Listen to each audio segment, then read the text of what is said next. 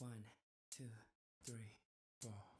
Assalamualaikum warahmatullahi wabarakatuh. Perkenalkan, saya Ella Febrianti dengan nomor induk mahasiswa A1D521002, Prodi Administrasi Pendidikan, Fakultas Keguruan dan Ilmu Pendidikan Universitas Jambi, kelas R001. Baiklah, di sini saya akan menjelaskan materi tentang perbandingan konsep pendidikan antar tokoh pendidikan. Di sini saya mengambil yaitu tokoh pendidikan dunia, yaitu ada Ibnu Sina, Al-Ghazali, dan Paulo Freire. Baiklah, langsung saja. Yang pertama yaitu perbandingan pada hakikat pendidikan. Menurut Ibnu Sina, konsep pendidikan bertujuan untuk mengembangkan seluruh potensi yang dimiliki seseorang ke arah yang sempurna, yaitu perkembangan fisik, intelektual, dan budi pekerti. Selain itu, tujuan pendidikan harus diarahkan pada upaya mempersiapkan seseorang agar dapat hidup di masyarakat secara bersama-sama dengan melakukan pekerjaan atau keahlian yang dipilihnya sesuai dengan bakat, kesiapan, kecenderungan, dan potensi yang dimilikinya. Menurut Al-Ghazali, yaitu pendidikan yang luas dan dalam. Pengertian dimulai dengan hal-hal yang individual seperti bimbingan dan penyuluhan dan sampai pada pengertian pendidikan secara massal, di mana tidak pernah terjadi tatap muka, namun hanya sekedar loncatan ide-ide melalui berbagai sarana, misalnya seperti buku dan pembacaan syair. Menurut Paulo Freire, yaitu pendidikan yang lebih menonjolkan ke masalah sosial sebagai realitas sosial. Ilmu pengetahuan bukan barang yang hanya dimiliki segelintir orang, tetapi kemampuan atau keterampilan untuk melihat dan mengerti kenyataan melalui bahasa yang tepat. Yang kedua yaitu tujuan pendidikan.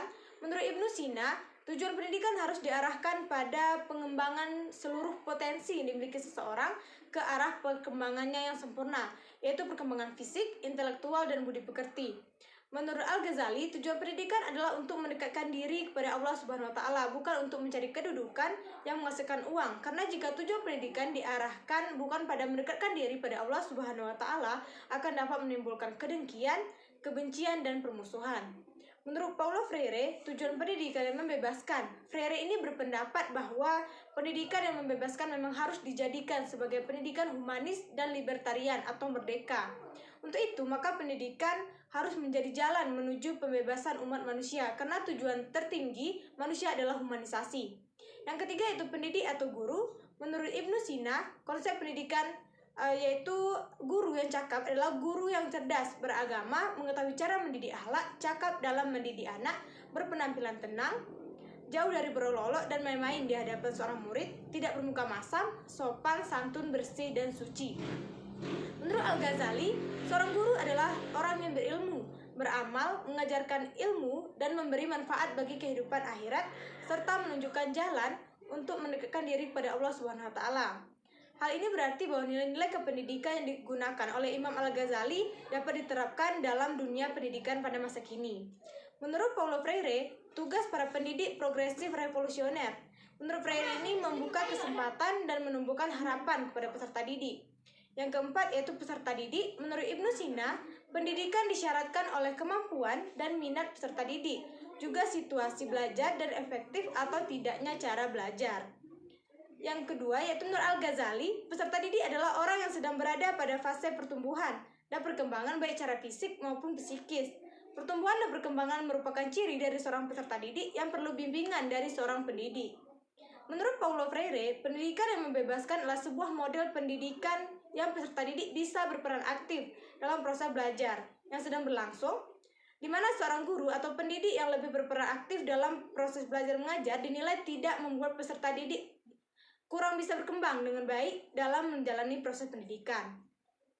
Yang kelima yaitu kurikulum. Menurut Ibnu Sina, kurikulum dan materi ilmu yang harus diajarkan yaitu materi pelajaran yang merupakan disiplin ilmu yang akan membantu peserta didik untuk mengisi ruang kosong dalam dirinya dan sekaligus membantu pengembangan potensinya. Ibnu Sina ini membagi tingkatan materi ilmu pengetahuan yang harus dilalui anak didik berdasarkan tahap perkembangan dan usia pertumbuhan anak. Menurut Al-Ghazali, kurikulum pendidikan yaitu materi keilmuan yang disampaikan kepada murid yaitu hendaknya berurutan, mulai dari hafalan, mengerti, memahami, meyakini, dan membenarkan terhadap apa yang diterimanya sebagai pengetahuan tanpa memerlukan bukti atau dalil. Menurut Paulo Freire, kurikulum yaitu merupakan sebuah sistem di mana di dalamnya terdapat beberapa komponen yang saling terkait dalam rangka mencapai tujuan pendidikan. di mana Paulo Freire ini mengemukakan bahwa komponen kurikulum yaitu terdiri dari komponen tujuan, komponen isi, organisasi, bahan pengajaran, komponen pola dan strategi belajar mengajar, serta komponen evaluasi. Yang keenam yaitu metode pembelajaran. Menurut Ibnu Sina, konsep metode pembelajaran yaitu terdiri atas metode talqin, demonstrasi, pembiasaan, teladan, diskusi, magang, penugasan, metode dera, dan hukuman. Menurut Al-Ghazali, pendekatan belajar dalam mencari ilmu ada dua macam, yaitu pendekatan taklim insani dan taklim rabani, di mana taklim insani adalah belajar dengan bimbingan manusia, sedangkan taklim rabani adalah belajar dengan bimbingan Tuhan. Yang terakhir yaitu menurut Paulo Freire, dalam proses belajar yang demikian, kontradiksi guru murid yaitu perbedaan guru sebagai yang menjadi sumber segala pengetahuan dengan murid yang menjadi orang yang tidak tahu apa-apa. Nara didik mendalami situasinya dan mengucapkannya dalam bahasanya sendiri. Baiklah, mungkin cuma itu yang dapat saya sampaikan. Lebih dan kurang saya mohon maaf. Semoga bermanfaat bagi kita semua. Saya akhiri. Wassalamualaikum warahmatullahi wabarakatuh.